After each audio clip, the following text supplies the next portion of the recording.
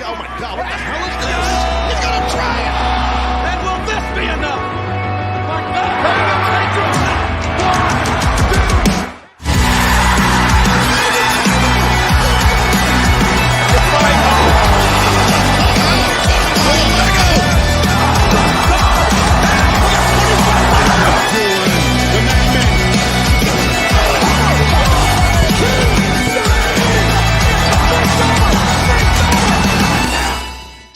What is up? We are back with another episode in 2024. There's no bidding war here. There's a sleep war, which is me just trying to get up in the right time. So I apologize with 2024, but it is Ruckus Wrestling.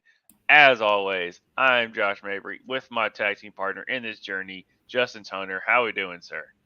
Doing good. Got my coffee. I'm good to go. So much to talk about. Yeah. It's crazy. It's like like I said, the wrestling world never stops, It does not. never sleeps. We don't either, apparently, because I was trying to, and then I overslept. So here we are. A little bit earlier. These time zones need to figure it out. Right. I'll put it that way. I've been making that mistake with Baldur's Gate 3 lately. Stayed up way too late playing Baldur's Gate 3 lately.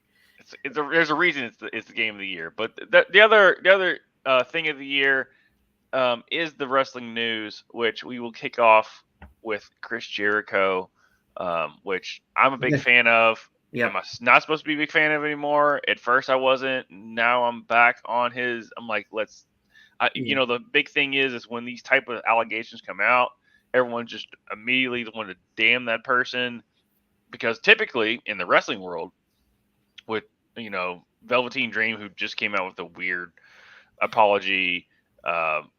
Girl, like all these guys that were accused of things actually did the thing. Chris Jericho gets accused. We don't know if he did the thing. So just Justin, fill us in. Okay, well, this kind of like came out of nowhere. At first it started with a Twitter beef with where Jericho was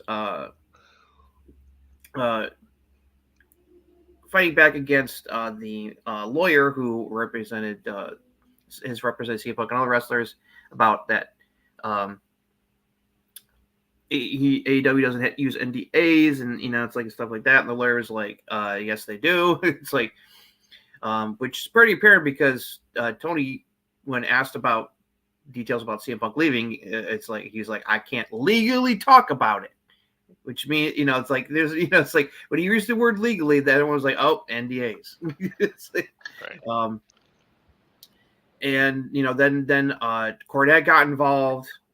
It got ugly, and then things took another turn when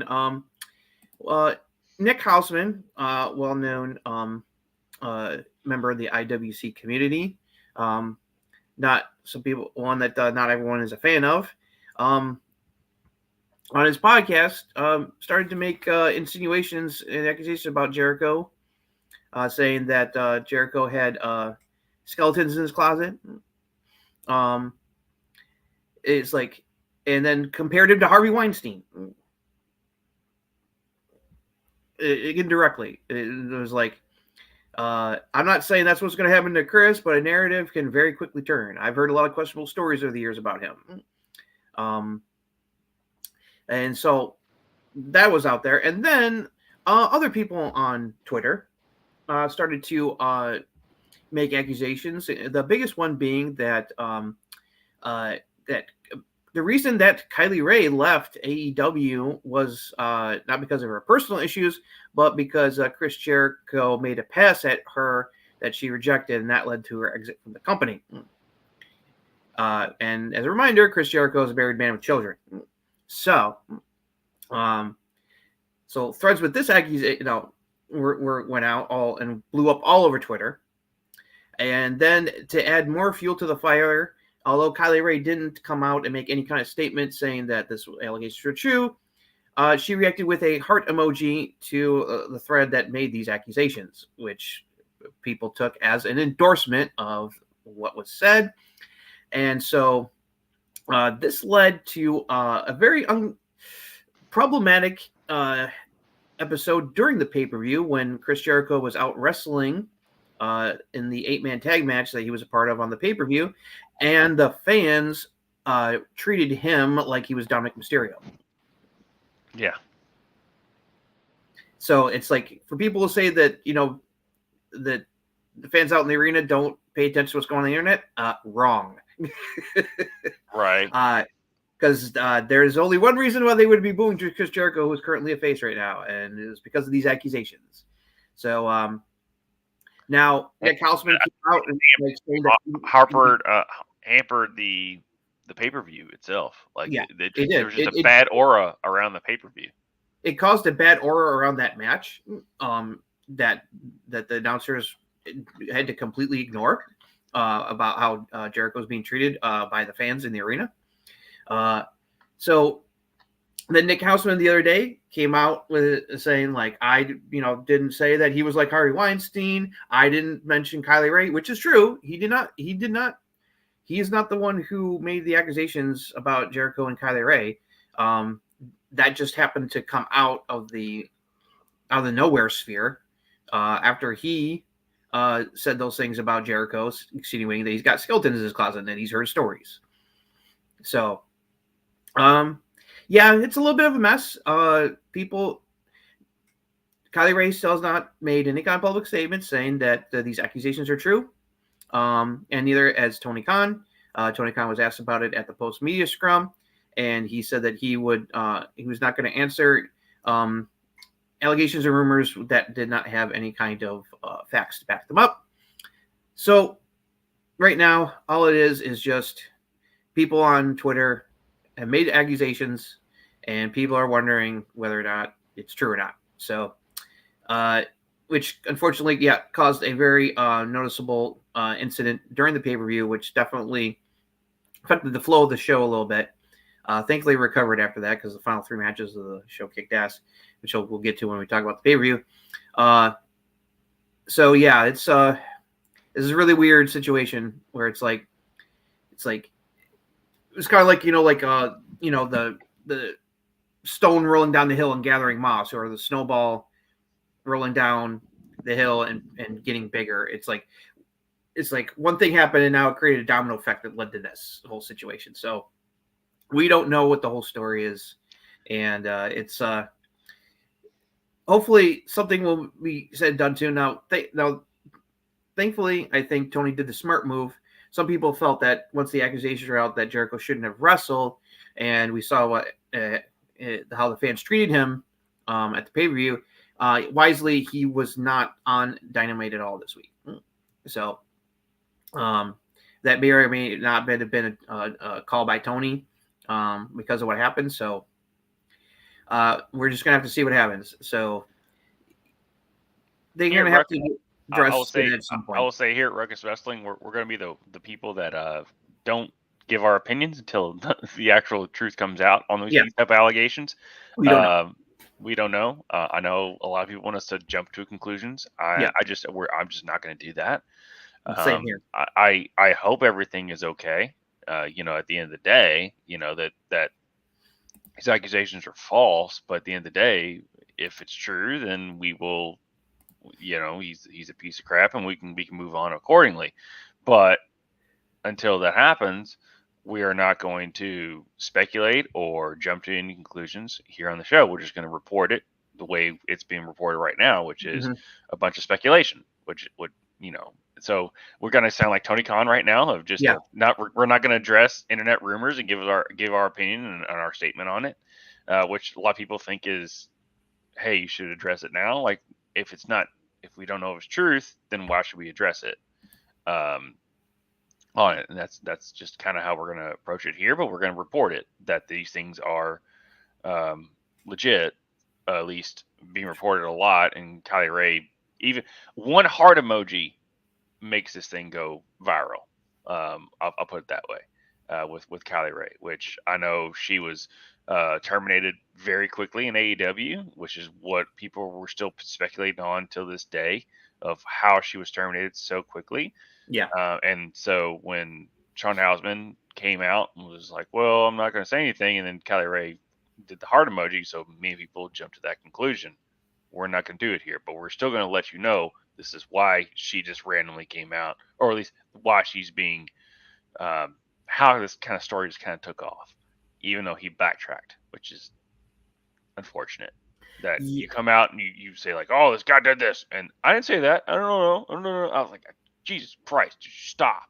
And I've seen plenty of people rightly criticize Houseman for, it's like because it's like he was alluding to stuff. He didn't make any specific accusations, so it's just like, if you know something or you got legit, proof, it's like, come forward and say something. But instead, now he was backtracking, trying to cover himself.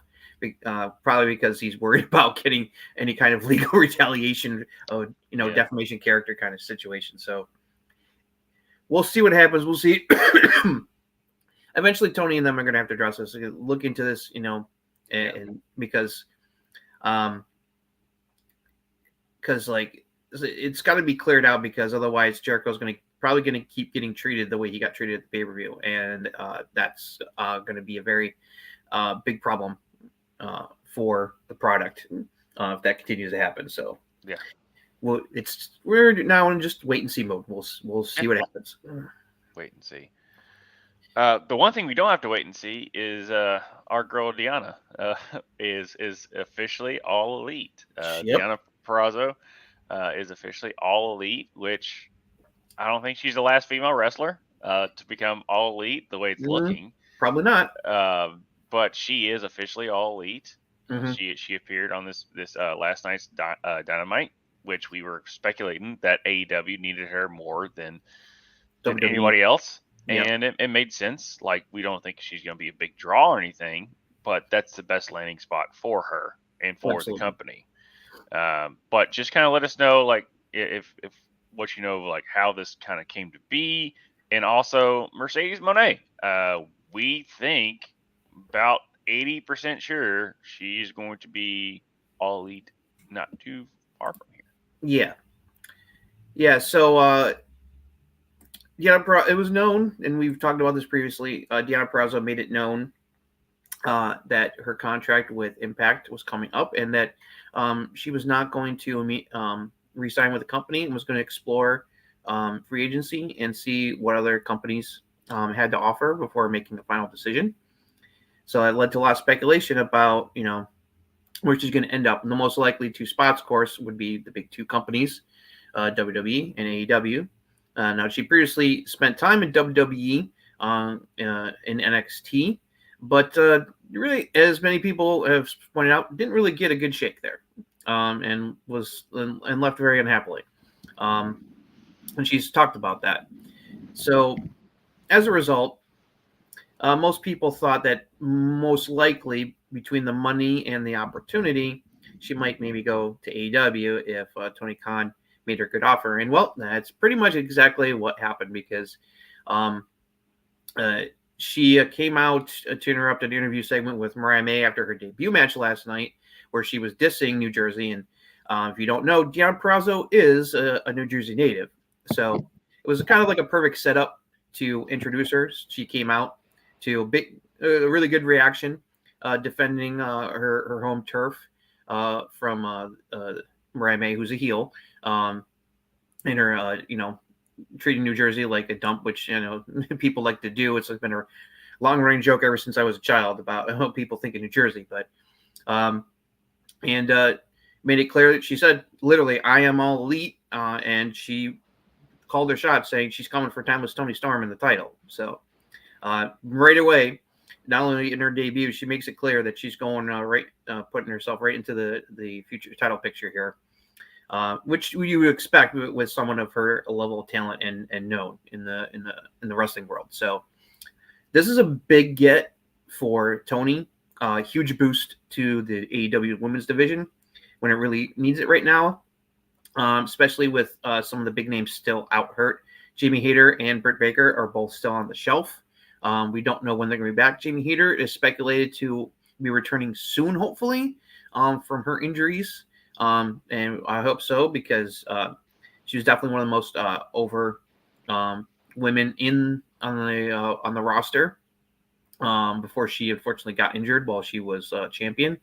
They just got Thunder Rosa back, which is definitely definitely helped. So between Thunder Rosa's return and now Deonna Purrazzo coming in, AEW's women's division definitely is getting the boost it needs. So hopefully, as many people, including us, have criticized Tony at AEW for, hopefully this will improve the booking. And this leads to even more speculation about if Mercedes Moné is going to be following Deonna to AEW soon, which is what the word is. Because just as a side note, word is from various different people is that talks between Mercedes and WWE about her going back to the company fell through, apparently over chiching money. And and now she's back talking with AEW again. So an AEW run for Mercedes Moné is back in play. So nothing is official or concrete as far as like if she has signed yet. It's just that they're talking, and we're just gonna have to wait and see. But still, big get for Tony Khan bringing Deonna Purrazzo, and it's like she's one of the best women's wrestlers on the planet. She's done amazing work in Impact the last couple of years, helping that division be one of the best women's divisions around. And so if Tony books her right, this is definitely going to be a big thing, because like her feuding with Timeless Tony, cha-ching, give it to me. I just think Mercedes is right around the corner. I think so, and it's gonna like kind of damper on how good Deonna is. But yeah, it's Sasha. Like at the end of the day, like I'll just call her what I always know her as. Like Sasha is one of the top 4. She's she top 3. Like she's up there with Bayley. Like I mean, like not Bayley, but Becky. Her, Bayley, Becky Lynch, Charlotte Flair, the horsewomen as they were dubbed, although they were never acted as a stable, they were dubbed the horsewomen just because of their talent and their potential. And they were, all 4 of them changed women's wrestling, not just in WWE but everywhere, especially North America, with what they have done and accomplished over the years in WWE. Yeah. It's like, they started, it's like, it's not an exaggeration when they talk about how like they kickstarted the revolution in women's wrestling that we've seen over the last several years. Yeah. And like I said before, like nothing against Deonna, but she doesn't, as far as draw wise, like yet as far as like wrestling fans, yes, but as casual fans, no. But if you get Sasha or Mercedes, that moves needles. Yeah, will help even moving the needle around, seriously. And the fact that she knows that, and that's why WWE is like, we have a stacked women's division, like we talked about before. Yeah. WWE has a stacked women's division that they don't have to have Mercedes if they don't want to. Which, that being said, Trinity is rumor is that she's signed a deal back with WWE. Now that makes sense because her husband's there, so that makes sense on why she's going back, along with Andrade, which we can kind of loop all this stuff in with Andrade leaving AEW and going back. But the men's wrestling is different than the women's wrestling right now, as far as how the cards stack out, especially with LWO and stuff going on, with Andrade going back. It's the same thing with Trinity.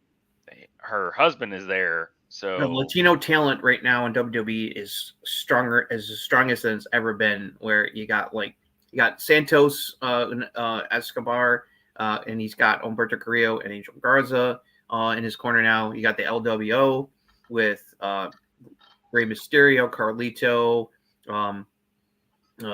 Del Fantasma, and Zelina Vega to an extent. And you got Dragon Lee. Dragon Lee is been a rising star, current North American champion. It's like, it makes perfect sense because as people, it was rumored, and Tony confirmed it in the media scrum after the pay-per-view, Andrade's contract expired right at the end of the year, this weekend, going into New Year's Day. and that he chose not to resign with the company. So his match against Miro at the pay-per-view was his last AEW match. And then he put out a statement on social media making it official that he was leaving AEW. He thanked Tony Khan, thanked a lot of the wrestlers on the roster and the company as a whole for his time there. Very classy, goodbye letter. And so, yeah, it's pretty much people are much like counting the days of like, okay, when is Andrade going to show up in WWE? Because if he's leaving AEW, it's like that's the only thing that makes sense of where he's going to end up. I mean, as we said, it's like between his wife Charlotte Flair still being with the company and who just recently has been reported re-signed just before she unfortunately tore her all the stuff in her knee and is going to be out until at least October from what they speculate. With the recovery time from the surgery she's going to have to get to repair her ACL and an MCL and all that stuff that she tore, which is unfortunate. So her being there, and then just the wealth of Latino talent right now in WWE and how they're being spotlighted, and his former associate Zelina Vega is still there, and also apparently his word is that she's also re-signed as well. It makes sense for him to go back, and plus he was one of Triple H's guys. Triple H always thought highly of him and pushed him well back in the Black and Gold era NXT. It was just when he got to the main roster is that when things really like fizzled out, started to fizzle out for him. Yeah, which is why he left. So we shall see, but I will not be surprised if he shows up anytime at WWE. I would think they might save his return maybe for the Rumble. It would make sense. Yeah, because it was rumored that he was going to be on Raw or something like that. Yeah, people were wondering if he was going to show up on the day one episode of Raw because his contract expired at like midnight on New Year's Eve. So it's like, that's what people thought, but didn't happen. Someone else came back, which we'll get to. Yeah. A little bit bigger than Andrade. Yeah, globally. So yeah, that covers that. Also, a little bit of news bit. So yeah, Andrade is officially gone, left AEW, and is now a free agent for the time being. So his WWE turn is probably quite imminent. Is it's safe to speculate. Yeah, same with Trinity. She's it's proved that it came out that she is going to sign with WWE, at least as of right now. It's that's word out there. That's word is, which doesn't surprise me. Again, no, when your spouses are already with the company, and but we understood why Trinity left. We understood why Andrade left because it was a different regime at that time. Yeah, Vince is not in absolute power anymore. Triple H is in charge of running all the entire creative side. So that's and we've seen the result. It's like I mean, CM Punk would not have wanted to even think about even coming back to WWE if Triple H wasn't in charge. It's like because it's like he and them. It's like buried a lot of hatchets to seal the deal for him to come back to WWE after he was fired from AEW. So it's like it makes sense that Trinity would be open to going back to WWE with Triple H running the show now. Mm-hmm. And Edge just came out. Last little thing. Also, too, Raquel Rodriguez. We're not going to go into it, but because just for time's sake. But get well soon. With your situation. Yeah, she would. Yeah, she's suffering from very unusual syndrome called mast cell activation syndrome, MCAS. It's basically it's basically you're getting like constant allergic reaction symptoms. It sounds like it's very treatable, but it sounds very unpleasant. Which is why she has been off TV for some time. People wondering where she has been. So yeah, we've always been a big fan of her. So hopefully, she gets well soon, and she'll be back on WWE TV again soon. Yeah.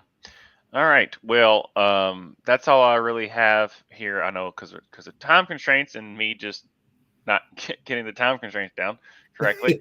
Uh, but this is how this is what's going to be in 2024. We're just going to figure it out. We're rolling. We're still rolling. But just tell us a little bit about what happened in the pay-per-view that is AEW, and we can kind of go from there. All right, so here's what happened at AEW's final pay-per-view of 2023, World's End. Took place on Saturday night, December 30th, last weekend. On the 0 Hour pre-show, Willow Nightingale defeated Chris Statlander. Killswitch, formerly known as Luchasaurus, won a 20-man battle royal to earn a future TNT title shot that he could cash in at any time. And then Hook defeated Wheeler Yuta to keep his FTW championship in an FTW rules match. All right. Then after that, we got to the main show. The main pay-per-view opened with an 8-man tag involving all the people who lost out in the Continental Classic. So Blackpool Combat Club members Brian Danielson and Claudio Castagnoli teamed up with Mark Briscoe and Daniel Garcia to take on Brody King, Jay White, Jay Lethal, and Roosh. And it led to the babyfaces winning, with Daniel Garcia once again getting a pin on Brody King of all people. Then we had Miro taking on Andrade over CJ Perry being Andrade's manager recently in storyline purposes, and he wasn't happy about that. And while it turned out to be, I don't know if it was a ruse or CJ Perry changed her mind, but CJ turned on Andrade during the match and helped her husband beat Andrade, made him tap out the game over. And as we mentioned, this was Andrade's final match for AEW before he exited the company when it hit midnight for New Year's. So props to CJ Perry for being back on for the pay-per-view after recovering from that awful finger infection. So glad that she's doing better. Then we had Toni Storm defeating Riho to keep the AEW Women's title around her waist. Pretty clear-cut match.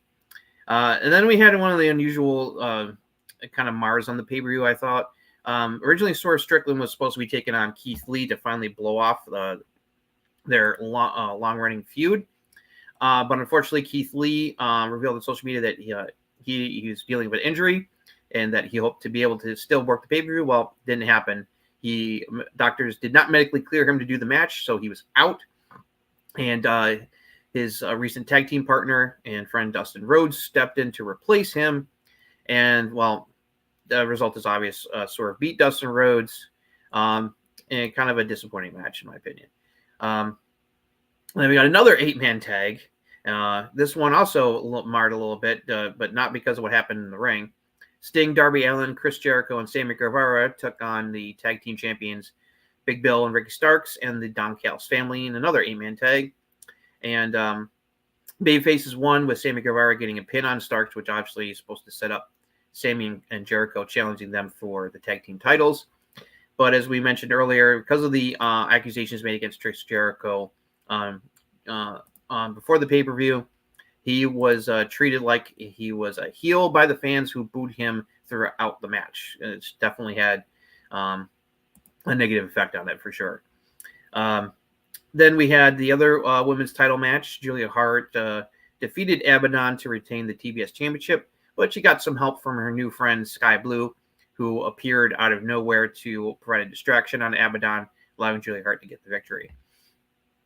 Then we had one of the best matches on the show. Adam Copeland and Christian Cage going at it in a no disqualification match for the TNT Championship. Crazy match, lots of insane spots. They even busted out the flaming table spot with Nick Wayne taking a bump onto it. Oh boy, that was wild. But despite Christian Cage and his team's efforts, Adam beat him to win the TNT Championship. But unfortunately, the Radar Superstars raised TNT champion didn't last very long because Killswitch appeared, attacked him right after the match was over, chokeslammed him onto a chair, and looked like he was going to go cash in the title shot he won in the Battle Royal earlier in the show. But Christian Cage was like, no, give that to me. And he whispered in his ear when he was hesitating, and whatever it is that he's holding over him that's made him his lackey for the last year plus, he gave the title shot to Christian. Christian cashed it in, hit and with a spear, and won the TNT Championship back in record fashion. So Christian Cage is still your TNT champion. Pretty wild. Then we had Eddie Kingston defeating Jon Moxley in the finals of the Continental Classic tournament to become the first Continental AEW champion. Pretty cool looking title belt. Great moment for Eddie winning the title in front of his hometown crowd, and Jon Moxley giving him love and respect after the match. And so now Eddie Kingston is literally a Triple Crown champion because he's got 3 title belts around his waist. So really happy for him. And then the big thing happened, the main event. MJF defending the AEW championship against Samoa Joe. Before the match, Adam Cole came out to be in Chris Jericho's corner, which definitely led to people speculation, including us, that Adam Cole was the devil. And as many expected, despite wrestling heavily injured and putting up hell of a fight, Samoa Joe came out on top. The finish came when the ref got bumped, and Cole had a hard time finding the Dynamite ring in his pocket to give to MJF to use as a weapon, and that delay caused Samoa Joe to recover and slap the Coquina clutch. MJF, but eventually he passed out into unconsciousness, and after 3 drops of the arm, the ref declared that he was knocked out and awarded Samoa Joe the championship. Samoa Joe didn't celebrate very long in the ring. He took the championship and then left, which left Cole in the ring trying to console MJF over losing the title. And that's when the Devil's Goon Squad appeared and got into the ring, holding both of them down. One of them went to hit MJF to a chair, and Cole was like, "No, hit me!" And MJF's like, "No, hit me!" And then the lights went out, and the lights came back on. The Goons were flanking Adam Cole, who was now sitting in the chair, making it very clear cut that at this point that he was indeed the devil all along. MJF didn't want to believe it. Then the men unmasked to reveal, as many speculated who they were. It was Wardlow, Roderick Strong, and the Kingdom under the masks. MJF, you could hear MJF screaming out, how could you do this to me? But, didn't get to say much more because he got attacked by Wardlow and company. They beat him down. Wardlow powerbombed him. And then Adam Cole, to put the stamp on it, pulled out the devil mask out of his pocket in his jacket and dropped it on MJF's chest as he and his new ally stood tall to end the show. So that was AEW World's End. Yeah, which with the World's End at the ending, there were so many. It was so weird on as far as the internet goes. People were like, "Oh, this show sucked. We knew it was going to happen." But you didn't. What do you want? Like, right. To me, like, what do you want? Because we all were like, Adam Cole's the devil. That makes the most sense. This makes the most storyline going forward, the most entertaining part. Mm-hmm. It just everything lined up. We said it was probably Wardlow. I mean, all these things like, oh, it's probably the Kingdom with Adam Cole, and then everyone was like, oh, that looks like Wardlow as far as like under one of the masks. And then when it happened, people were like, oh, this sucked. Okay, did you really want Jack Perry? No. Yeah, really. Did you really want X, Y, and Z? Like some people were like, oh, we wanted Dolph Ziggler. It wouldn't have landed. No. This was the best thing Tony could have done as far as this build-up was to have Adam Cole as the devil. It just sucks, and this would have been revealed like we thought it would. This would have been revealed a long time ago, but because Adam Cole is injured, they couldn't reveal it, so they had to drag it on. Which is why they dragged it on as long as they did. I mean, this is just speculation on my part, but I think that I would think the original plan was if Adam Cole hadn't been injured, Cole would have been facing MJF in a rematch at the pay-per-view. would have won the title and then revealed himself to be the devil, and all that. But since he did, they decided to go with Samoa Joe, which made sense. And Samoa Joe later had there was a promo that he cut that was on Dynamite that he explained why he allied with Adam Cole as part of this the giant conspiracy to screw him out of the title, because he wanted payback, because he felt that when MJF beat him in their previous title match that he was humiliated, and he wanted to destroy him. And so him making a deal with Adam Cole and company to fuck MJF over makes complete sense. Everyone involved makes sense. Roderick Strong, the Kingdom are old friends of his. They hate MJF. Wardlow is his whole history with MJF and him threatening to destroy MJF ever since he came back on TV. Makes perfect sense that he would ally himself and be part of this whole conspiracy. And we'll get to Cole's explanation, which I thought was very well done on Dynamite. But yeah, a lot of people expressed disappointment this pay-per-view, saying it was one of the weakest. It was the weakest pay-per-view of the year and one of their weaker ones. I was feeling kind of like it was an okay show up to just before the TNT title match. It felt like a very mediocre show. I mean, it wasn't like all the matches were bad, but it just didn't feel exciting. But it got a very indie card. Yeah. Show. And Keith Lee the Keith Lee and Swerve match not happening. And then the whole stuff with Jericho being booed when he's by the fans because of the accusations online, and when he's supposed to be a babyface, definitely didn't help matters.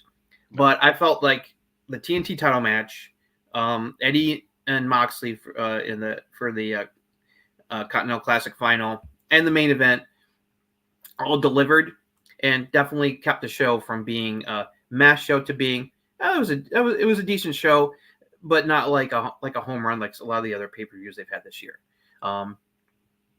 So it's the last couple matches definitely kept the show from giving me a slight thumbs up instead of a more it was okay, like a C average kind of show. It was I'd put it B- territory, 7 out of 10 kind of show. Yeah. Edge can never hold a title for more than 4 seconds. For me.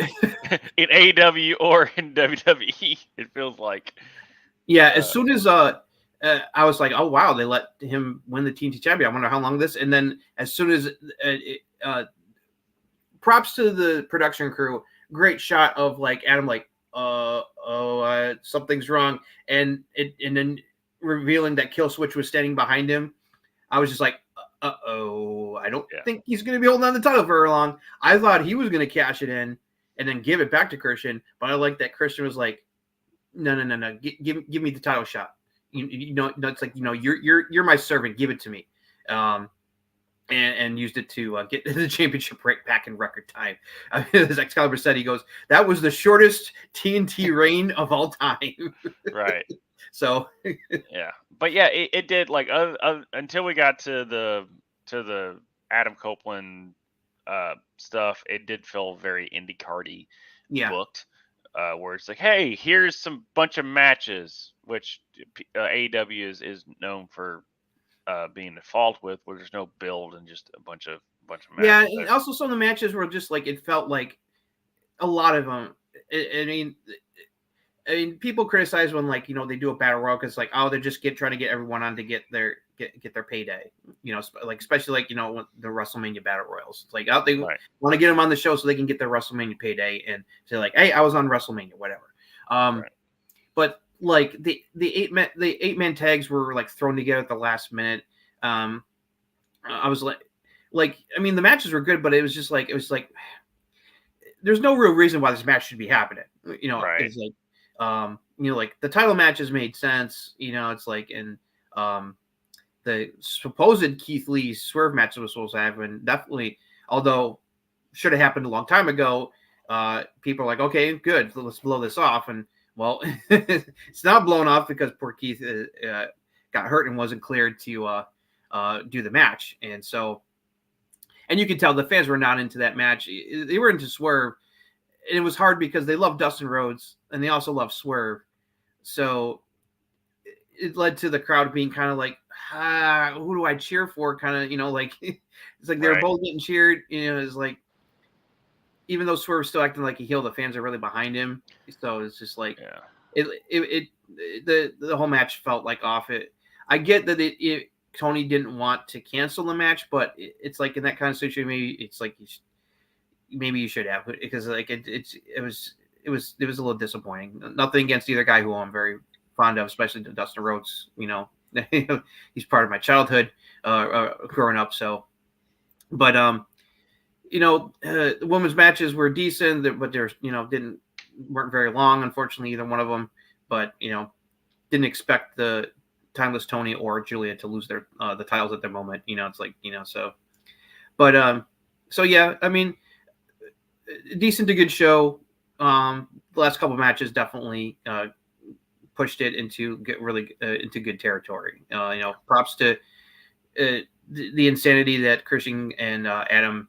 I was like when they decided to bust out the flaming table, I was like, oh boy, here. and then it didn't work. Well, no, the cable. Nick Wayne was supposed to go through the table, but it didn't break. I was just like, he like kind of missed it. It was like, yeah, it was just like. But he sold it. He sold it like. Oh yeah. Nick Wayne can sell. He can't do any mic skills, but he can sell. That's for sure. Yeah. So. But yeah. Happy Eddie won. Happy that the main event shook out the way everyone hoped it would shake out, especially with the reveal of Cole and company being behind the devil and everything. So, yep, decent show. Not the best AEW pay-per-view of the year, but still a decent show. Just kind of hoping for something maybe a little more of a home run to close out the year. But the way the show ended was good and definitely helps spice things up as AEW heads into 2024. Yeah, for sure. All right, so let's move on to SmackDown. Okay. Hello, folks. Here we go with a recap of Friday Night SmackDown from last week. So, we opened the show with the returning AJ Styles. AJ cut a promo saying that while he understood and agreed that both Randy Orton and LA Knight both had legit reasons for hitting the bloodline and wanting to get their hands on Roman Reigns and taking the title from him, he said that in the end he doesn't care because he plans on getting his hands on Roman and taking the title from him first. Well, LA Knight came out to object. AJ said that he didn't forget that LA Knight practically stole his spot teaming with John Cena at Fastlane against the Bloodline when they took him out of action. Didn't appreciate it. Randy Orton came out saying that while yes, they all have beef with the Bloodline, he was out for 18 months because of them, and no one is getting in his way of his revenge. LA Knight retorted that he's the only one of the three who hasn't been put on the shelf for any length of time by the Bloodline, so he's the one who's going to be taking down Roman. Well, finally, Nick Aldis came out and to settle this whole argument between them and said that the three of them will face off in a triple threat match to determine the number one contender. The winner will get Roman Reigns for the title at the Royal Rumble. This match taking place in 2 weeks on the January 5th edition of SmackDown, which will now be happening this week. Then we had basically what was called the Holiday Havoc match, which is basically a giant street fight. Bianca Belair, Shotzi, Zelina Vega, and Mia Yim joined forces to take on all of Damage Control. Chaotic match, lots of weapons and stuff happening. At one point during the match, El Sadana and Elbow Fire popped out of Giant Presence to attack Asuka and Kairi, the Kabuki Warriors. Obviously, set up a future tag team feud. Bayley didn't appreciate that, got distracted, and got taken out by Bianca. And then Mia Yim put Io Sky on top of the table and put her through it with a senton off the top rope to pin her and win the match for the babyfaces. And it was later announced that because Mia pinned Io, she was going to get a title shot against Io for the WWE Women's Championship on the January 5th edition of SmackDown as well. Then we had Dragon Lee taking on Butch, aka Pete Dunne, in a North American title match. Great match. Dragon Lee came out on top. It was a fantastic match. Roman Reigns had a meeting with Nick Aldis, thanks to Paul Heyman's efforts.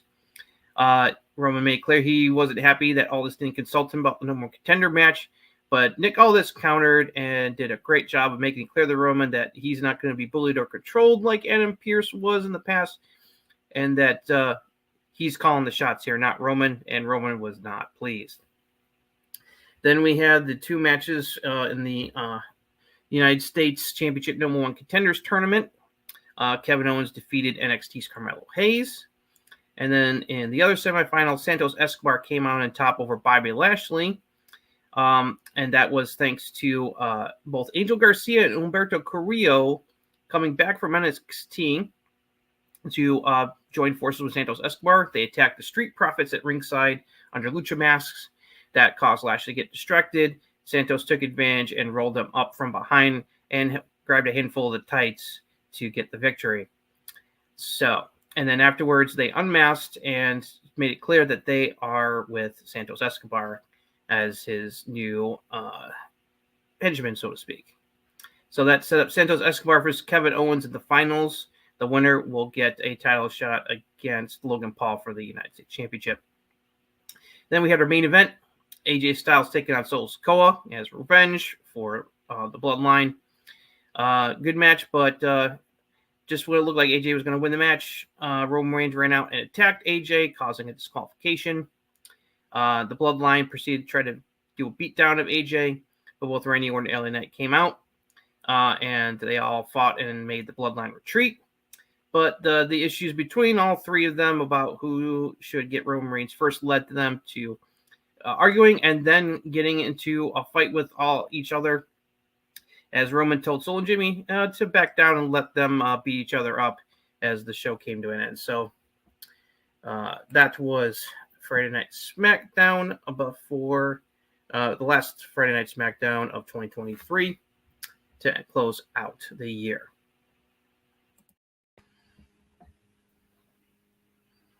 Thank you for that.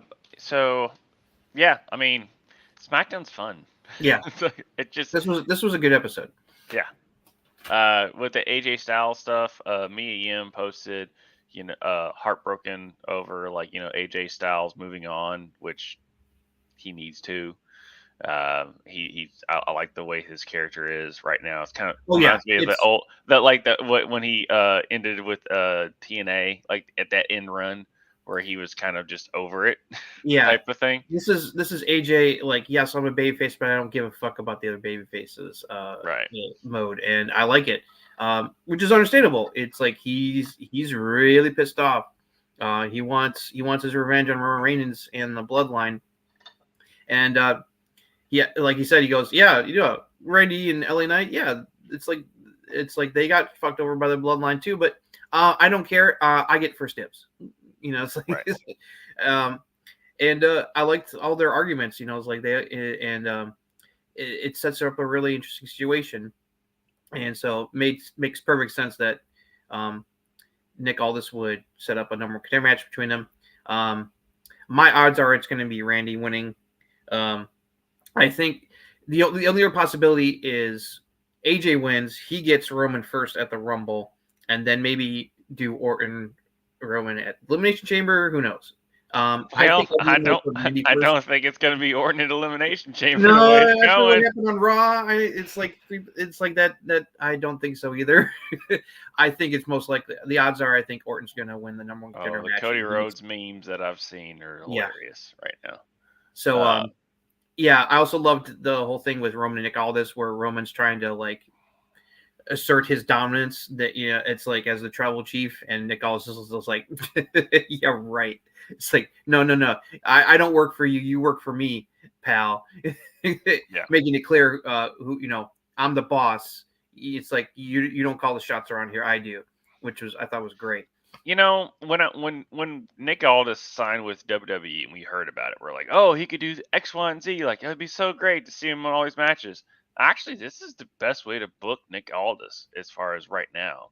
To Oh like yeah, establish him being like not a authority figure, but like the way they're making him as an authority figure makes him respectable and like he's reasonable. so He's smart. right. And so the way they're booking him, like Adam Pearce being on Raw, cool. And Yep. like we said, we're big on Adam Pearce, and like they're both wrestlers. But Nick Aldis is much more accomplished than Adam Pearce is as far as in ring Yeah, and stuff. also they definitely could set up him getting in the ring with Randy because if things don't work out with him getting his run as a bloodline, he's going to take it out on Nick Aldis because that was the main reason he decided to go to SmackDown because Nick Aldis promised him he'd get his pound of flesh from Roman Reigns and company. And so if things don't work out, there's going to be more RKOs in Nick Aldis' future.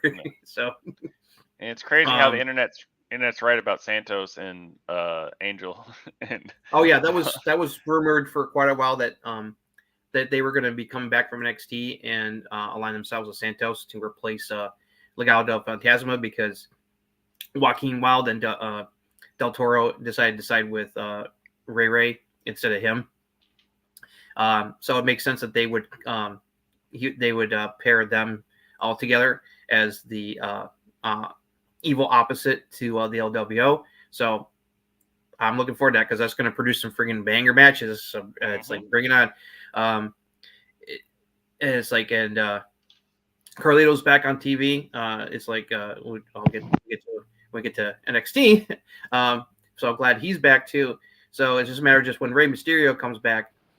Boy, that feud's going to get red freaking hot because he's going to want to destroy Santos Escobar. yeah. I like how they're booking Santos too, man. It's like he's been booked great. Yeah. In him beating Lashley was how I would have booked it. It's like, his new buddies attacked the Street Profits, distracting him, and then he, channeled Eddie Guerrero and cheated to win. That's the best way to beat Lashley, but also protect him at the same time. So, and of course, Kevin Owens beating Carmelo Hayes is no surprise either, because it's pretty clear that KO is going to be winning this tournament and facing Logan Paul at the Rumble. So how do you protect Santos at this point or just because Kevin Owens is fine? I feel like LWO is going to make their presence known in the finals when he's taking on Kevin Owens. They're probably going to provide some kind of distraction or something that will help Kevin win the match to help, even though because it's clear Kevin's going to win. So I think it will be like a distraction or some kind of interference that will cost Santos and add more fuel to the the all Latino feud going on here between the LWO and Santos's group. So do you still think we're going with LA Knight and Logan Paul at WrestleMania? I think that's very likely. It makes the most sense against someone who's such a hated heel. It gives LA Knight something to do since he's not gonna be winning the world title right now, and I think the fans would love it, and plus he'd finally get a title around his waist, and give him more stuff to do, because then that opens up a lot of cool feuds if he's U.S. champion against a lot of different people. So I think that's the most likely route that we're going to get. Okay, that makes sense. Also, happy Mia Yim is getting a yes. again. I love Mia Yim. Very big Mia Yim. He's not going to beat Io, but I'm glad that she's getting at least a title shot. So at least doing that, and they did it was either her Instagram or Shelton's Instagram of her like training in the gym, and Shelton's like, "You ain't gonna win the title unless I'm here for you," type of thing. I love Mia Yim and Shelton Benjamin. Yeah. I love their relationship. It's so much fun. But also, very interesting. Also, Fire and Elbow Dawn getting involved came out of nowhere. But if it sets up a feud against Asuka and Kairi Sane, I say hell yes. Triple H is doing things to really kind of like make it clear that he's trying to build up a proper women's tag team division here. I mean, like teams are forming. Yeah. Especially with Raw, with the vignette and everything like that. But we'll get to that. Yeah. There. Which, speaking about Raw, let's go. Why don't we go into that? Hello again. Here is the recap of this week's episode of Monday Night Raw, the Day 1 edition for January 1st, kickoff 2024. We had a opening match with big match, Nia Jax taking on Becky Lynch. Nia Jax defeated Becky Lynch. She delivered a devastating right hand punch to Becky and followed up with an avalanche splash. For those old school wrestlers like me, you'd recognize it as the bonsai drop that Yokozuna used to do as his finisher to get a big win over Becky. Becky had blood all over her chin after the match was over. Cody Rhodes then came out, cut a promo on Shinsuke Nakamura, and he responded on the video screen with a promo of his own, which will lead to another match between the two of them next week on Raw. Then we had Jey Uso and Kofi Kingston teaming up to take on Imperium after what happened during the holiday episode. Unfortunately, this match ended early due to Giovanni Vinci sustaining a head injury. His head bounced off the mat, not in a good way. And the match was ended early. Although strangely, they were Jey Uso and Kofi were declared the winners instead of it just stopping. But anyway, Giovanni was helped to the back, but he was walking on his own power when that happened. So turns out that hopefully he's going to be okay and not have any kind of concussion or anything. Then we got to Miz TV. Originally, he was advertised as being with Judgment Day. Well, yes, the Judgment Day is there, represented in a way by R-Truth, who still is acting like he's a member of the group. And while he and Miz were talking, that brought out Dominic Mysterio and JD McDonough. They're not happy about this. Lots of arguing back and forth, which led to a tag match where Miz and R-Truth reunited, just like the old days, took on the Judgment Day, and they defeated Judgment Day with Miz hitting the skull-crushing finale on JD. R-Truth had the opportunity to hurt Miz to help Judgment Day, but he was torn, and it backfired. So, R-Truth continues to be a problem and a headache for Judgment Day. And then we had Rhea Ripley defending the WWE Women's World Championship against Ivy Nile. Really good match. Ivy Nile had a good showing, put up a good fight, but in the end, Rhea Ripley won the match to keep the title around her waist. Due to rumors online, they confirmed that a former WWE champion was going to be making a return this evening, when nobody knew exactly who it was. And when they said that they were about to be coming out, Jinder Mahal's music hit, and he came out to massive boos as the fans were thinking that he was the champion that was teased and were not happy about it. He started to run down the fans and the United States of America, insulting them.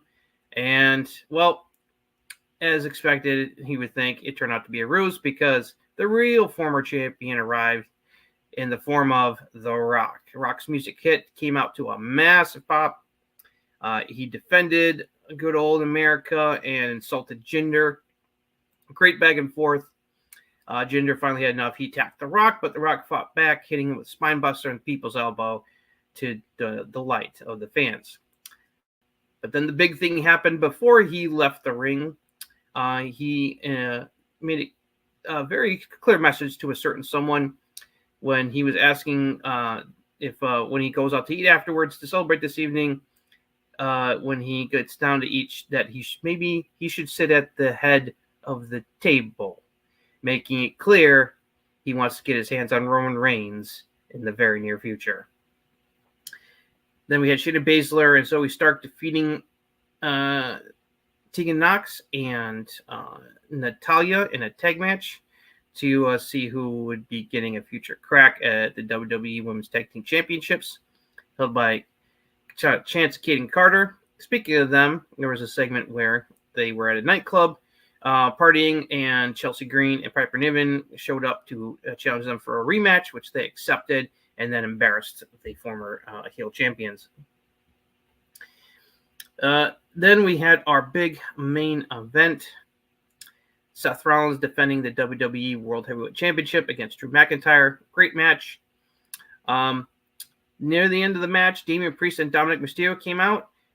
Priest tried to cash in the Money in the Bank contract once again to try to steal the title from Seth, but Drew McIntyre attacked the both of them to prevent that from happening.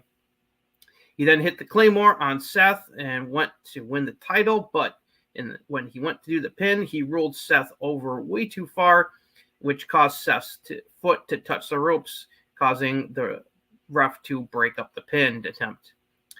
Drew was not happy. They fought to the outside. Seth fought back, hitting Drew, and then dropping him with a pedigree on top of the announce desk, put him back in the ring, and finished him off with a stomp to retain the World Heavyweight Championship. Both Drew McIntyre and Damian Priest were left as very unhappy people as Seth celebrated his victory to close out Monday Night Raw. So Jinder Mahal, right? Oh, what? Yeah, it's like, what an awesome surprise. He actually cut a really good promo. I really did enjoy his promo. No, he was doing a good job, and then it's like he held his own against The Rock. I mean, the best part was the Baywatch joke. It's like showing that The Rock is not afraid to make fun of himself. Talking about movies of his that bombed. Right. I never watched Baywatch. Don't worry, no one else did. No one else did either. I try to get through that movie. It was not good. I've never watched it, but I've heard it's pretty bad. It's not good. It's very much just, yeah, it's not good. But you know, when he said that, there were so many memes that came out of Cody Rhodes being like, "God damn it!" I know everyone. That's the big thing. Everyone's wondering what the hell's going to happen with WrestleMania, with The Rock being around and making it clear that he wants to finally have his that dream match with Roman. But I know people are worried that Cody's going to get screwed over again. But here, I'll just say this. Did The Rock say that he wanted, asked the fans, hey, do you want to see me be WWE champion again? No. He said, do you want to see me sit at the head of the table? The head of the table is not about being the WWE champion. The head of the table, also / the tribal chief, that's about him and his family. That's about Roman being the head of their family, their very famous wrestling family. That's what he's talking about. This is not going to be about the championship. This is about him challenging Roman's dominance and control over the family. So it's like and people said there's no reason that Roman and Rock has to have the title involved. It's just, remember what happened with the whole match with Jey Uso challenging Roman at SummerSlam? It was like, yes, it was a title match, but they weren't talking about the title. They were talking about that Jey was challenging him as head of the table. You know, that's what the match was really about. Why Cody Rhodes winning the title at WrestleMania in 2023 still made the most sense. Yes, and because just the about head of the everybody table is much more. It's just as much of a title as having the title around your waist. Yeah, and the fact that we're still in 2024 and The Rock is challenging for the head of the table, just like Jey Uso was. Yep. And the fact that the title was on the line was fodder compared to the head of the table, because Roman's so over. The head of the table has been more over than the title itself. Yeah. So putting the title on Cody and finishing the story in WrestleMania last year still made the most sense. You cannot tell me differently. Yeah, no. Even people who initially defended it have now come around and said no, they should have given the title to Cody. It's like it's pretty much universally agreed now that was the wrong booking move. As like me and others have said right after WrestleMania, it's like no, they should you shouldn't. You should have pulled the trigger. Because now it's causing all people to worry about Cody getting fucked over again. At this point, I'm not worried about it. They've teased Cody versus Roman before. They made it clear that that's still going to happen at some point. And as many people pointed out, you can do Rock and Roman. Doesn't have to be at WrestleMania. They got Elimination Chamber coming up, which is they're treating like one of the big pay-per-views because it's going to be in a stadium in Australia. And also on top of that, Australia has made it clear they want The Rock there. And not only that, they're willing to pay even more money to WWE to make The Rock being there happen. So right. Money talks, boys and girls. So Don't be surprised if Roman versus The Rock happens at Elimination Chamber.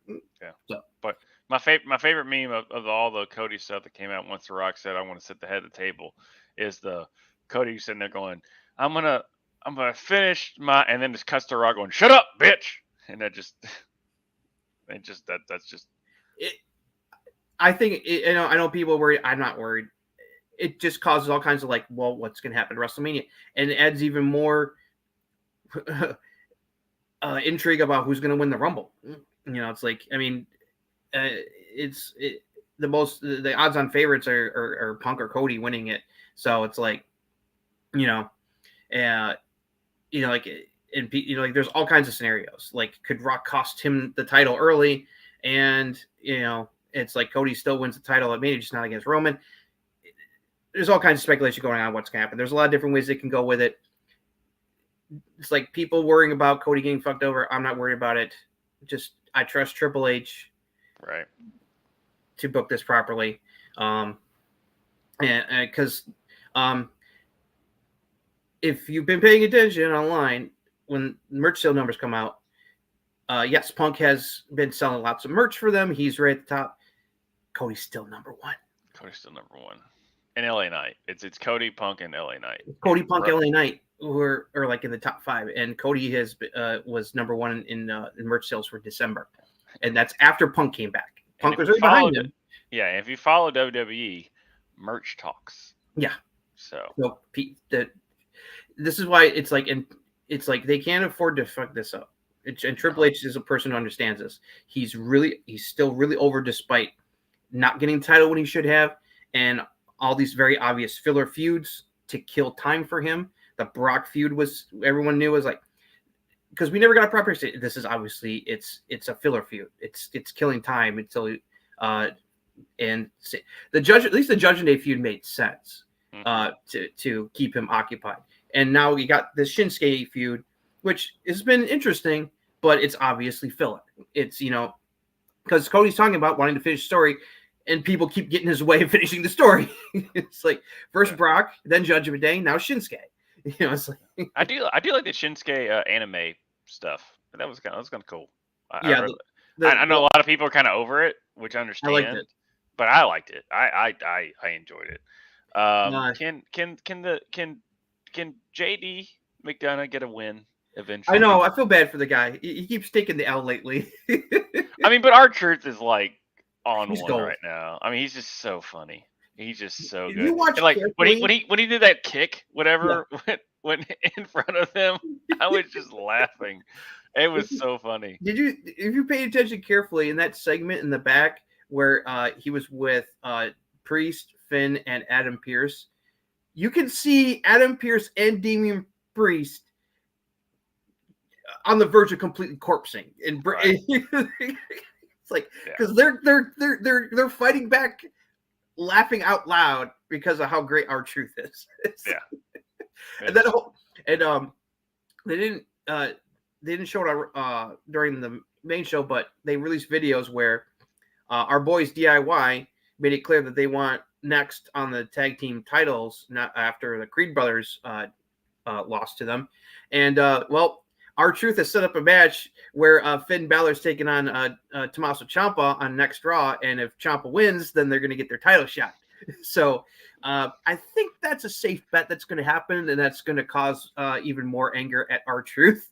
I feel like R-Truth is definitely the catalyst that's going to be rocking the foundation of Judgment Day at this point. And honestly, like at least it puts a different situation in there. Oh yeah, and it's a great use of R-Truth because he's killing it right now. Yeah. It's like he's hilarious, thinking that he's part of Judgment Day. Is that the weirdest and coolest rope break you've ever seen? Oh, that's one of the most inventive rope breaks I've ever seen. Like when it happened, I was like, oh, and then like Drew McIntyre's face when he's just like, oh fuck, what it's like. Right. He realized that he fucked up. That it's like he fucked up the pin attempt, and that saved, because you could count 3 or higher because Seth was out from that Claymore. Yeah, and he should have won the match right then and there, but because he he rolled over too far on the pin attempt. He put his foot right on the freaking ropes, and the ref's like, "Nah, bro." Yeah. Brilliant. It adds more fuel to the. You have no one to blame but yourself, Drew Fire. He's going to become even more unhinged now, probably. Yeah. And poor Damian Priest. It's like once again another cash-in attempt is thwarted. So it's like, how much more of that is he going to take? Yeah. Also, I know people have their issues with Nia Jax, but I have to say this probably is her the best Nia Jax match I've ever seen. This is the best match. I'm with you. This is the best match I've seen Nia Jax do. It's like her and Becky worked out that match perfectly. The fans were into the match big time, and honestly, Nia winning makes the most sense because it adds fuel to the it. It's like you can't just end the feud right there after one match. No. It's like, this is about it gives Becky a hill to climb to take Nia down. It's like she's not going to beat her the first time, especially with I thought her hitting her with the punch to knock her silly to set up her finisher. That was a brilliant move. It's a reference to their history, and the blood. I think that who knows if it was on purpose or accident, but it definitely added to the mystique of the finish. So I don't know if they're going to have another one-on-one rematch right away. Maybe Becky will get her payback on Nia in the Rumble. Maybe eliminate her. Maybe on her way to a potential Rumble victory. Who knows? But I was fine with that. It's like I love Becky Lynch. It's like very much so. But I thought it made perfect sense for Nia to go over, and plus it makes her more of a threat because obviously she's going to be getting her a shot against Rhea probably soon. If not at the Rumble, definitely Elimination Chamber. It's like she's going to be getting dibs on Nia before WrestleMania for sure. Yeah. But all in all, an interesting challenge for Rhea to take on Nia. Yeah. We still think it's going to be Cody and Roman at WrestleMania. We still think it's going to be Becky and Rhea. I think so. And then Punk Seth, I think, is still in play, even though people are just wildly speculating about Snow going back. It's like that's just rumors, guys. It's like chill out. That's like I think some paths are still pretty clear. So who would you rather have at WrestleMania night one to end the show than CM Punk versus Seth? It doesn't it writes itself. Yeah, I mean, Punk made it clear his goal, his number one goal, is he wants to do what he never got to do in his first WWE run: main event WrestleMania. He never got the main event slot. Yes, he wrestled at WrestleMania, but never in the main event slot. The closest he got was when he tried to end Undertaker's WrestleMania winning streak and failed. That was probably his most high-profile Mania match. And of course, he didn't end the streak. Brock ended up ending the streak. So it was like, even when he was champion, he didn't get the main event slot when he was friggin' WWE champion. So it's like, he's made it clear. It's like, I want to win the Rumble. I want to get my main event title moment at WrestleMania that I've never gotten before. And versus Seth is freaking money. It writes itself. It's so good. To put that there. Also, props to Ivy Nile for her performance against Rhea in that title match. She really looked good. Like I said, she's one I didn't really think of, but I grew more and more impressed with her work over time on NXT. Being allied with the Creed brothers, and she showed that she's why Triple H thinks highly of her, because she acquitted herself very well in a big spot there, taking on Rhea. It's like it's very she wasn't going to win. It was just a matter of, well, how good is this match going to be? How good she look? And she put up a hell of a fight and looked really good. So, and the fans. I mean, when the fans are chanting, "This is awesome," you've done your job. Yeah, and Rhea allowing her to get some offense in and having that match, and so just another squash match, which is definitely a Triple H booking style of like, hey, we still got to get over other people than having these top 6 people, and that's what it is. Just deal with it, type of thing. So yeah, no, all in all, day one Raw, pretty good, solid stuff. especially because Jinder Mahal's on it, right? Yeah, absolutely. All right, let's kind of wrap it up here with NXT, NXT, and baby. We'll do that. Hello, folks. Once again, here is a recap of this week's episode of NXT, which was the New Year's Evil show. Lots of title matches and other interesting angles continued, so let's get into it. Opening match was Lyra Valkyria defending the NXT Women's title against Blair Davenport, who had won the Iron Survivor match at NXT Deadline. Lyra Valkyria came out on top with the victory clean. Then afterwards, Lola Vice came out to ringside with her title shot contract, but Lyra's number one fan and now stalker, Tatum Paxley, came out to attack her to prevent it from happening. Electra Lopez came out to help Lola, and the four women got into a big pull-apart brawl. So yeah, things are getting much more interesting here with the whole stalker angle with Paxley, so we'll see what happens. Ava came out of Shawn Michaels' office, making it clear that she now works directly for Shawn Michaels in his general manager duties for the show. She announced that via Shawn that the men's Dusty Rhodes Tag Team Classic will be making its return officially next week, as it had been announced several weeks ago by Cody Rhodes.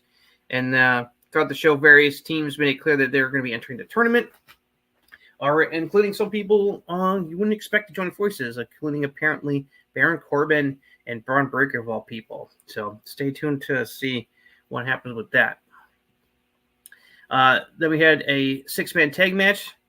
No Quarter Catch crew of Drew Gulak, Miles Bourne, and Damon Kemp took on the Latino World Order of Joaquin Wilde, Cruz del Toro, and the surprise return of Carlito. The LWO got the W over the heels, including a fantastic highlight reel moment of Joaquin Wilde getting launched into the air off the ropes by his teammates for a gigantic high air splash attack on the heels onto the outside. Go check it out online. It has to be seen to believe. Holy cow, what a move. Ariana Grace was taking on Roxanne Perez. Roxanne Perez initially got the win over Ariana with Pop Rocks, but Roxanne kept taking her frustration out on Ariana Grace after the match, kept beating on her, and the ref couldn't get her to relent, and so the referee reversed the decision and disqualified Roxanne Perez, giving Ariana Grace the DQ victory. Nikita Lyons confronted Blair Davenport backstage as she was recovering from losing to Lyra Valkyria, making it clear that their feud is only getting started, but people came out separate too before they could come to blows. Then we had a grudge match between Fallon Henley and Tiffany Stratton that had been building over the last several weeks. The stipulations for this match was that whoever lost would have to become the other's servant for a whole day. Fallon Henley came out on top, so Tiffany Stratton will become Fallon's wrench hand for a day. And that's going to be some very interesting segments coming up. Gigi Dolan and Cora Jade got into it in the women's locker room over Cora Jade being, Cora Jade. And they had to be separated, and that set up a match between the two of them next week on NXT. Ridge Holland basically did a little sit-down interview talking about recent events and making it clear that, this is not who he is. He respects the Dragunov. He didn't want, but he doesn't want to be seen as a monster. He's just a man, and, it was an accident, blah, blah, blah, blah. So I'm not sure where that's going. We'll see. All right. Then we had the finals of the men's breakout tournament. Winner getting a future NXT championship title shot. Oba Femi came on top, defeating Riley Osborne of Chase U. Pretty good match. Both guys definitely have some potential. And then we got to our main event. Now, originally, this was supposed to be Ilya Dragunov defending the NXT championship against Trick Williams. But it was announced that Ilya was suddenly not medically cleared to compete due to the supposed injury that he suffered at the hands of Ridge Holland recently. So the match was not going to happen.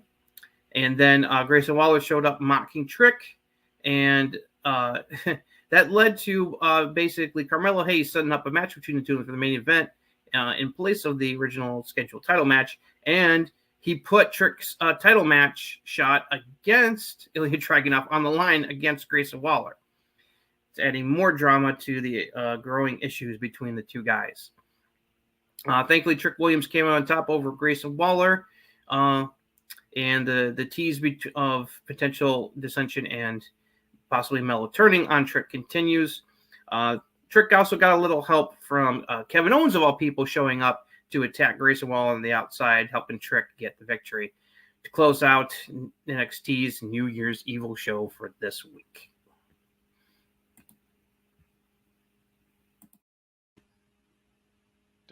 Hold on. Let me get this back. There it is. There it is. Hey, production. So, as much as I agreed with the referees in the Dallas Cowboys Detroit Lions match, I disagree with the referee calling off the match with Roxanne Perez. Let her vent. Just let her vent. Let her vent a little bit. I don't care. Why are you gonna call off a match like that? But also, I mean, like, I was glad that's what I wanted.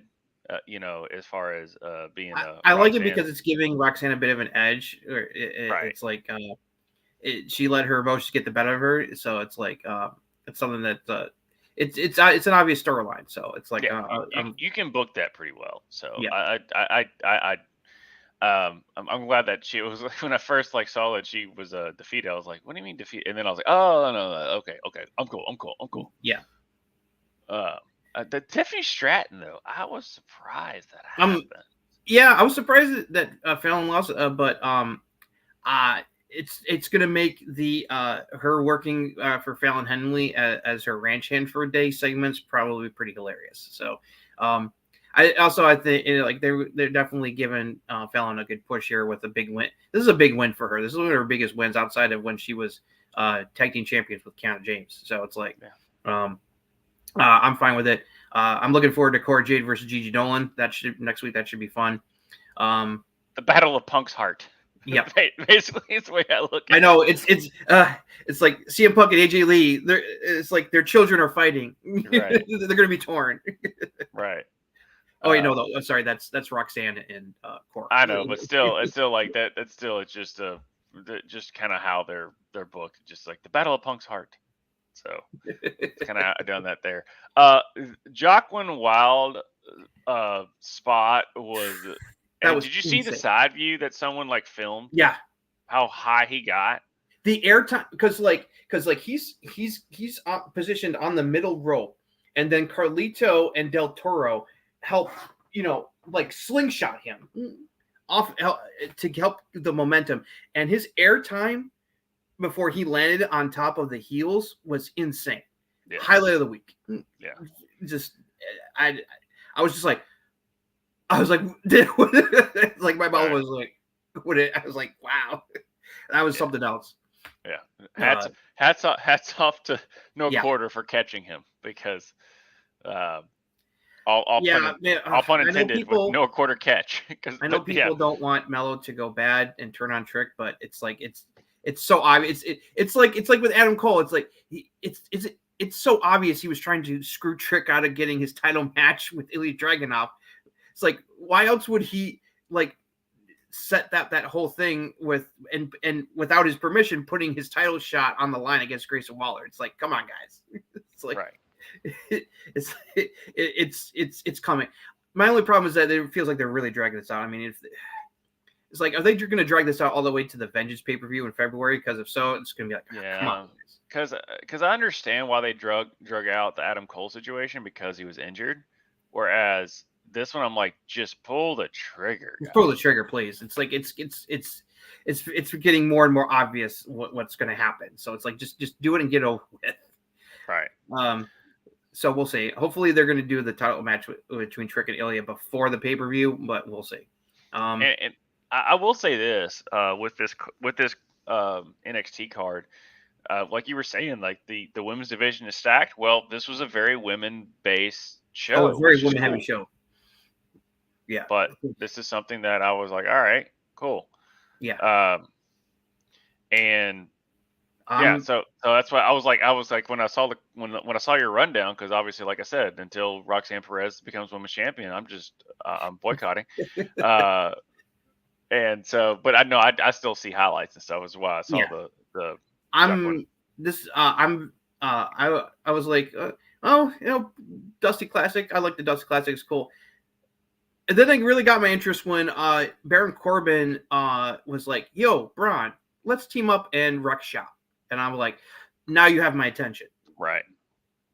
That adds some very intriguing possibilities to the Dusty Classic tournament if Braun and Corbin are joining forces to win the tournament. So it's like, and for people who don't remember, Baron Corbin won this tournament before with, you know, who was his tag team partner?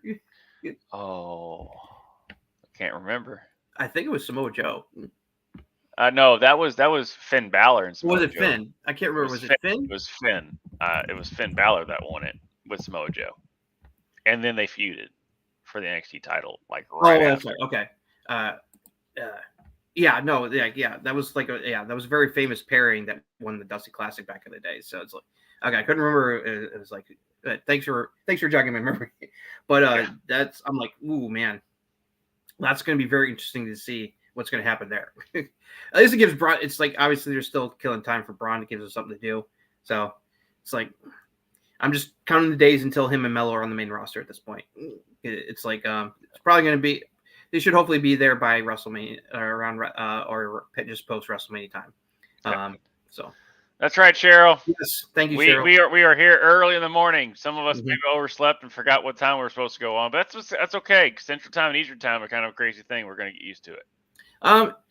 New Zero was a pretty decent show. It was just disappointing we didn't get the Ilya Trick match, and it got delayed. And I was just like, but otherwise there was a lot of good stuff on here, so yeah, I'm okay with it.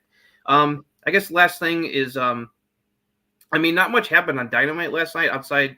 The other two biggest things was obviously Deonna Purrazzo making her AEW debut, and the other, I mean, the matches were fine. Obviously, set up a lot of stuff, but the big thing was, of course, the opening with Adam Cole's promo. He and Wardlow Kingdom and Roderick Strong are the Undisputed Kingdom, is the name of their faction. Cole cut a great promo. It was a home run, making it clear, like, hey guys, MGF was going to turn on me at some point. It's like, you know, it's like, so I beat him to the punch and I outsmarted him. And I was like, that's exactly what he should have said. Right. It's like, and his explanation was fantastic. And, you know, it's like, and then, you know, he's like, we're coming for gold. And very interesting moment where he's like, Wardlow's going to get the world title. And then when I'm healthy and I get back in the ring, he's going to give it to me. And Wardlow had to like, didn't have like not an agreement, more like a really kind of face. So we'll see what happens. Yeah, and then what are your thoughts on Swerve and Hangman kind of doing it again? I'm okay with it because their feud was awesome, and plus, they both want their hands on Samoa Joe because you know, Swerve wants to be a world champion, and Hangman just wants Samoa Joe because Samoa Joe was conspired with the Undisputed Kingdom to hurt him and take him out of action. So he's like, he wants blood. So that's the other thing about Undisputed Kingdom, because even though Cole's not wrestling, the faction has got a lot of enemies. Bullet Club Gold is pissed off at them because they were used and made collateral damage. Yeah. And the Acclaimed were attacked like Hangman Page, and so they want payback.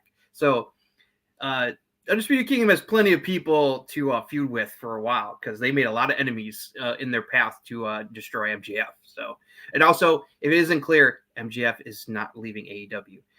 Cole was emphasizing big time how MJF is dead. He's gone from AEW. He's never coming back. He's gonna come back.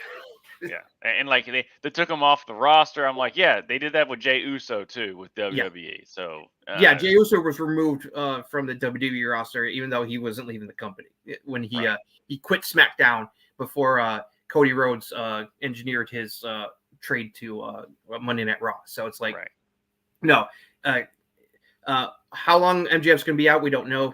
Either he's going to either he can try to rehab the injury, or he's got to take surgery. If he takes surgery, he's going to be out for like a few months. So he's going to be gone for a bit. How long we'll wait and see. But man, when he comes back, that pop's going to be massive because he's going to want to destroy Adam Cole. Yeah. And just AEW, go to a smaller venue. It's okay, Tony. We're not gonna hate you for it. You put on good shows. It just, unfortunately, the crowds are a bunch of us and not a bunch of just casuals, so you can't feel this. You can't feel the. Yeah. Also, the Darby Takeshita match was fucking banger. That roll was weird, but it was funny at the same Yeah. time. That where they roll down the ramp. Yeah. Oh, yeah. That was a hell of a spot. And then him countering Darby's dive with a knee shot. That timing on that was insanely perfect. Mm-hmm. It's like, damn, dude. Just don't die, Darby. Don't die. So yeah, it's gonna be interesting to see. I would have no problem with Undisputed Kingdom dominating and getting gold. I mean, it's like put a title on Roderick Strong. You know, it's like let Wardlow go after Samoa Joe for the title. That's they have history too. If you remember, they feuded for quite a while. So they have history. I can't wait for Adam Cole to talk about fulfilling the prophecy. I'm like, oh, okay, we're just really gonna just regurgitate the storyline from NXT. I also loved his Joe, I hope that when Wardlow finally gets his world title shot that you're not champion, because I'd hate to have to hurt a friend. That was a great line. Yeah. Oh man. Adam. So this is why Adam Cole. This was peak Adam Cole. That's why I love the man. Yeah. Like, yeah. You know how I feel about Adam Cole. Like it's like Roxanne Perez. No, but yeah. So that's pretty much it for the show. Mm-hmm. Thank you so much, guys. Thank you for all that have joined us. Cheryl for commenting, and leave a comment of where you want to see the views. All the views. Watch it, and if you enjoyed Adam Cole being the devil, which was the biggest no-brainer that they should have done. Mm-hmm. And the fact that people were like, no, we wanted someone else. No, you didn't. You wanted Adam Cole. It made sense. It made the most sense. Let us know anything else. If The Rock should finish a story at WrestleMania, or he should just have the blow-off match at Elimination Chamber, which we all think he should, and let Cody finish the story at WrestleMania. But anyway, join the rocket ship. That is patreon.com/RuckusEV, as Bobby Burger says. And also like, subscribe, ring the doorbell when we go live next Thursday at this time, or at least earlier than that when someone understands how Central Time and Eastern Time works. And but Justin, as always, thank you, sir, for joining us. My pleasure. And it's always fun. It's always a pleasure. And we will see you all next time. Yeah.